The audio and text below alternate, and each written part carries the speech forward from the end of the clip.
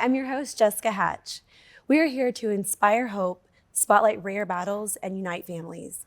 And today's guest that is joining us is Mr. Mazi, and we're going to talk about his son, Luka, who is diagnosed with Duchenne Muscular Dystrophy. So thank you so much for coming out so we could talk to you about this. Yes, thank you for having me. Yeah, so you have a little boy, and he is just 6 years old now, or going Correct. on 7. Yes. And so tell us about this condition, because this is something very dear to heart. You have a foundation known as Hope for Luka that you started, it sounds like, shortly after his diagnosis. Well, the foundation was actually started about 6 months ago, but the work into it goes back years and years. Right after, when we got the diagnosis. Lukian has, Luka is the short for version. Lukian. Yes. He has a deletion in his genetic basic structure for dystrophin gene, which goes from 17 to 44, and it's an in-frame deletion, but it's a rare type of deletion within the muscular dystrophy category platform. Yes. Okay. And for that, he doesn't really fall into the typical category of patients that just have muscular dystrophy that they alone. have, because you have Duchenne and you have Becker, with 2 different type of muscular dystrophy. Mm-hmm. And there are other types too, but those are the more common, basically, type of muscular dystrophy. And basically, Duchenne refers to the severity, the way they named it, of the disease. Okay. But when it comes to Becker, these are basically the deletion that the reading frame, what they call a reading frame, is not interrupted, meaning that the progression of the disease will be a little bit milder. Okay, in Becker's versus Duchenne. Versus Duchenne, because Duchenne, think of a barcode, for instance. You have a barcode that the body scans, and that becomes Becker. Okay. But then you have a barcode that is the way the deletion is, the body is not able to scan it. So as a result of that, you don't really produce any type of dystrophin protein, which acts as an absorber, as a shock absorber for the muscle cell. So when the muscle cell contracts and it goes back to its normal size, the cell membrane is protected by dystrophin. Dystrophin stretches, allow the muscle to contract, and then re-stretches, going back to the normal size. People that don't have dystrophin, unfortunately, or produce less of it, it causes them basically for the muscle to get damaged. The membrane of the muscle cell gets damaged. Okay, and when it easier. Exactly. And then once that happens, the muscle slowly dies. It gets tired of reproducing those cells and it dies, and it becomes the fatty tissue. And as a result, toward the very end, first you have ambulatory muscles, body that starts to die down. And then as these boys get older, the internal organs, muscles that support the lungs, and then eventually the heart will start to fail. They are getting worn out as well. Correct. So, bring me back to when your child was born. I mean, is this something that families are aware of, immediately at birth? I mean, what was the stages of learning that this was his diagnosis? Sure. So it really depends. We actually were very much lucky to be able to have it that early. Typically, it's something that it's very hard to detect.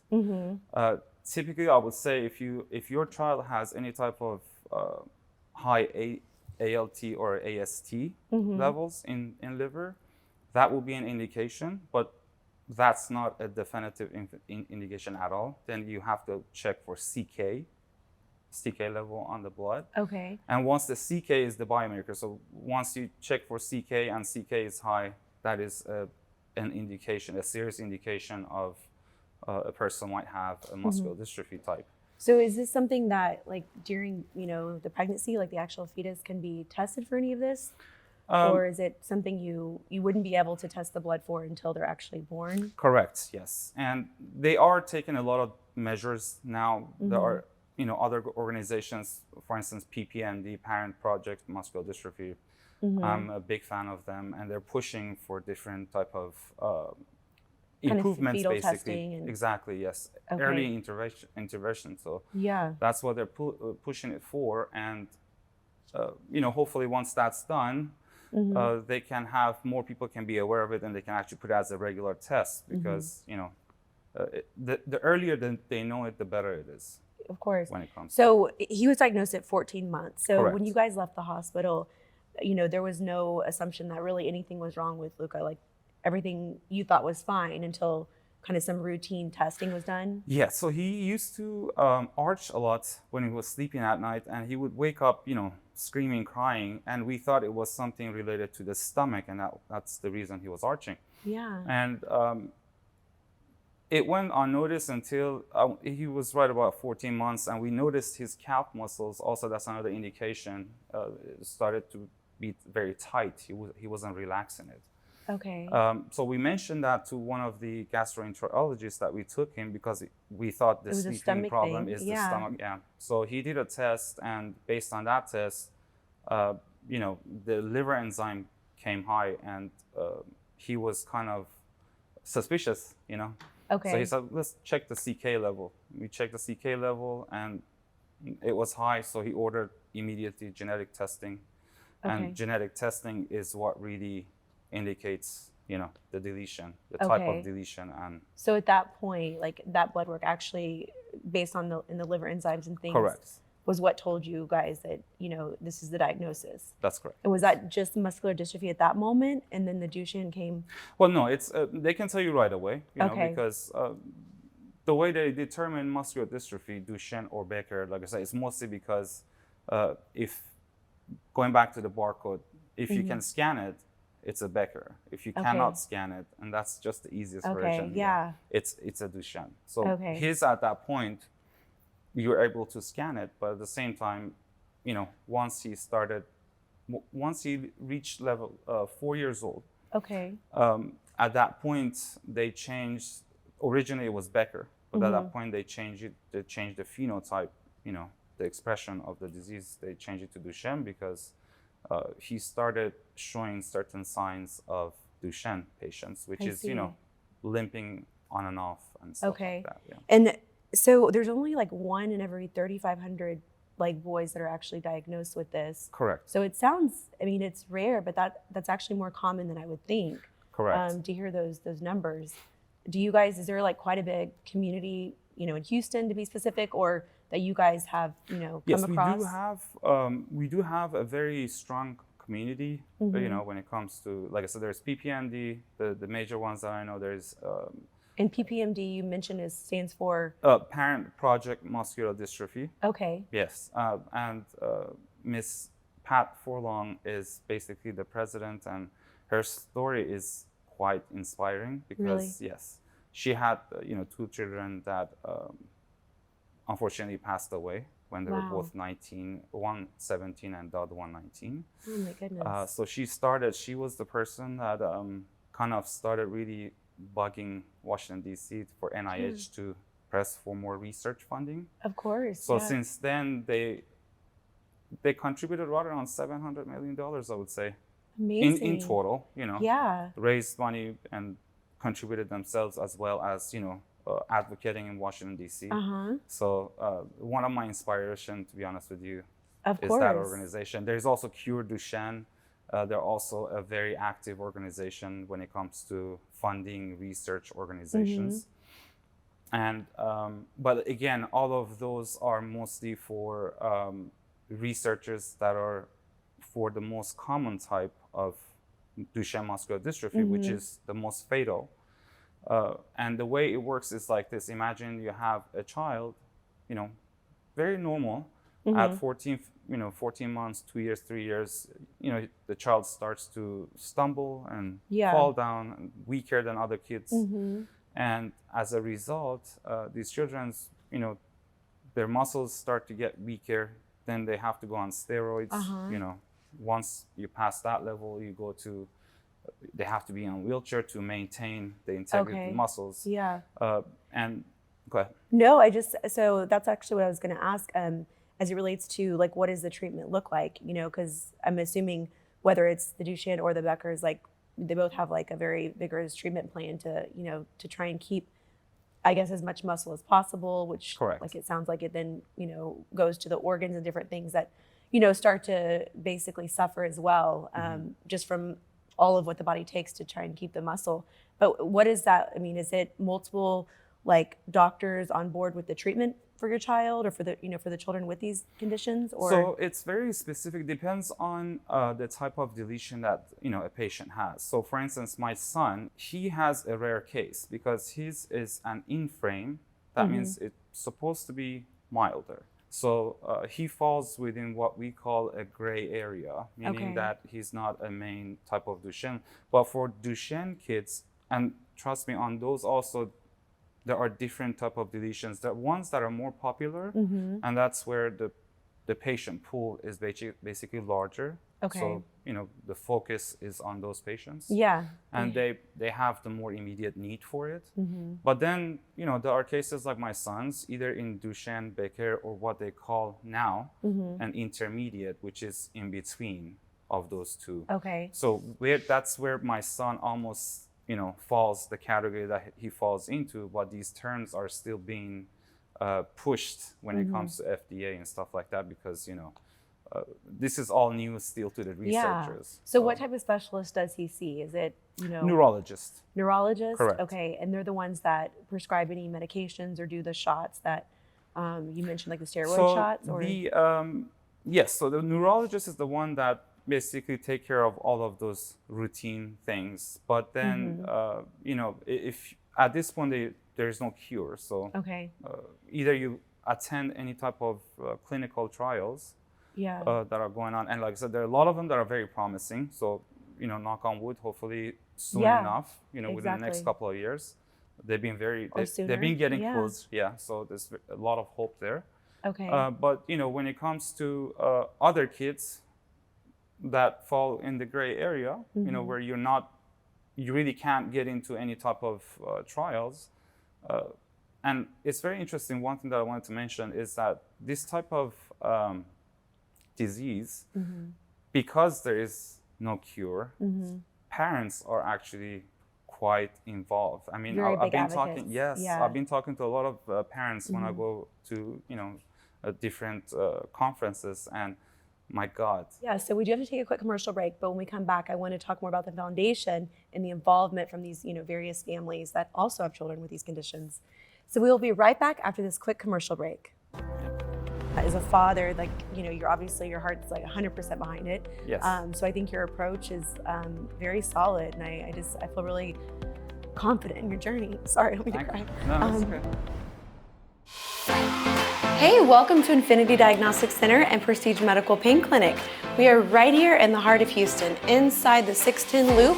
We do interventional pain management and we do MRIs. Our MRI facility offers a 1.5 Tesla Siemens magnet. We can do MRIs of the brain, spine, any extremity, foot and ankle. We got you covered. Then we have our pain suite. So our pain suite is for when you do have that pain. You get the MRI, and now the doctor can sit and evaluate that MRI with you and look at exactly what's going on. And right here, they'll do an interventional pain injection, ESIs, transforaminal, a various amount. We've got 2 doctors on staff, so we got you covered. Before you actually get set up over here, you're gonna come to our consultation room, in which you will be visited with one of the specialists. And we're treating insurance, cash patients, Department of Labor, and personal injury, which is so important. So we can take care of all of those different needs. Just come see us here at Infinity Diagnostics and Prestige Medical Pain Clinic.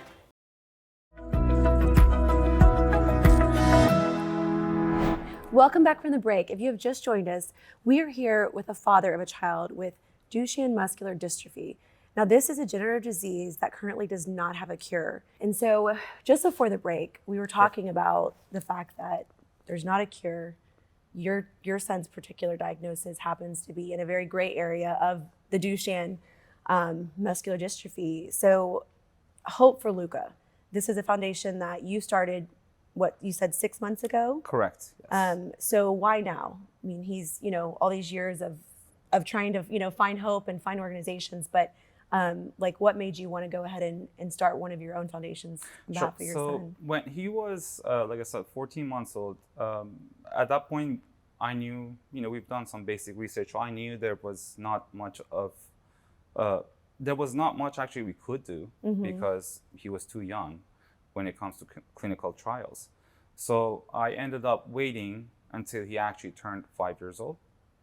And prior to that time, I was researching, continuously to see if there is anybody. And when I say research, means I'm mostly looking for scientists, organizations. I'm not trying to figure it out myself because that's just too complicated of a story. Yeah. Yeah. So, but I've, made a couple of contacts, made a couple of friends, and along the way, when he turned 5, at that point, I decided to, basically put everything aside. Yeah, I had a small business prior to that, but I decided to put everything aside and just fully focus on getting basically the initial steps of the organization, which was to get scientists. So the idea has been 2 basically most important factors that are involved in everything that we do.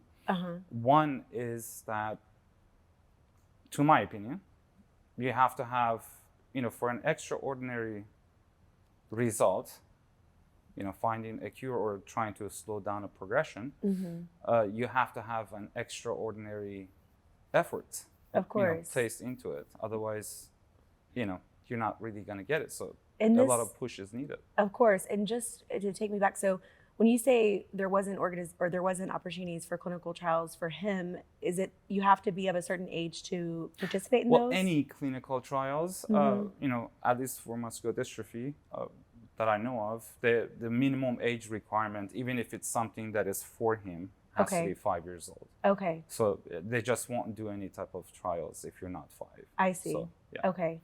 So here you are on a hunt to find, Exactly. So, he turns 5, going into a hunt, and I've already known, at that point, I know a little bit about who I want to approach. But, this is a disease that everybody else also wants to have answers, So scientists and organizations they probably get approached with people like myself quite often.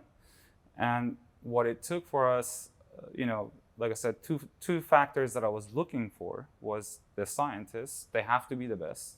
They have to be somebody that, they've done it before. They're on the verge of some sort of a breakthrough. Yeah. And they can do one more, Exactly. So, that was the original idea. And the second one is that for a scientist, and I know it's a lot to ask at the same time it's not, is that I want them to have a personal connection with what they're doing and my son, meaning that some sort of a consciousness, when it comes to, are you saving a child or are you studying a subject? Yeah, correct. The so motivation behind it is very different. I can imagine. And how do you actually decipher that? Because it's, obviously, they became a scientist. Sure. And did they become a scientist because they had a child with some rare battle of their own, or did they just become a scientist? So the passion, becomes very different. But I get what you're saying. So how did you approach that to know? Sure. So part of it is instinct. Since he was diagnosed, it pushed me actually myself to improve myself. And it's funny how that works. I've often mentioned it's a gift and a curse at the same time. Curse, of course, is because you're the one thing that you love the most. I don't think there's anything more precious than a child. Have something very dreadful coming. So yeah. But at the same time, it pushes, I think, parents like myself to be more active in the present. Is your son currently? Is he walking? Like, where is he at in his? He's ambulatory. He's walking, and he does, like I said, if he does a lot of activities, he will start to limp on one leg, mostly the right leg. But his case, knock on wood, is not as bad of a Duchenne kid that I would have seen on a lot of these conferences. But he's not also Becker. Because Beckers, they don't really show any signs at this early age. Now, is this something that parents are carriers of, or is this not something that you or your wife carried and would have known? It is. So you have local mutations, like my, our case with Lukian's mom. And then you have carriers, women that actually will carry, and for them, some of the effects actually might kick in the later stages of the life. That means you can be a carrier, and by the time you're 50s or 60s, you actually might start having problems Really? yourself. Yes. Oh, wow. But yes. So it comes from the mother's side? Correct. It's mostly the mother is the one that actually.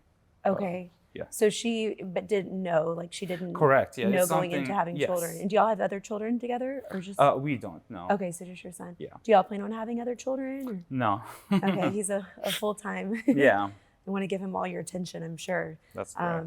To finding a cure. I mean, that's obviously the hopes for what you're doing. I mean, Hope for Luka. Yes. How can people, I guess, get involved with Hope for Luka? Like if they think or suspect their child has muscular dystrophy and they're kind of on that verge of getting diagnosed and they want to be a part of a study, that y'all are planning on doing, like how can they connect with you guys? Sure. So we are still in the initial stages. That means we launched about 6 months ago. We have our scientists. We're in the process of mostly gathering, funds, fundraising basically, so we can actually start our first process. So until now has been more of an preparation. It went from idea to preparations, and from now forward will be mostly just funding.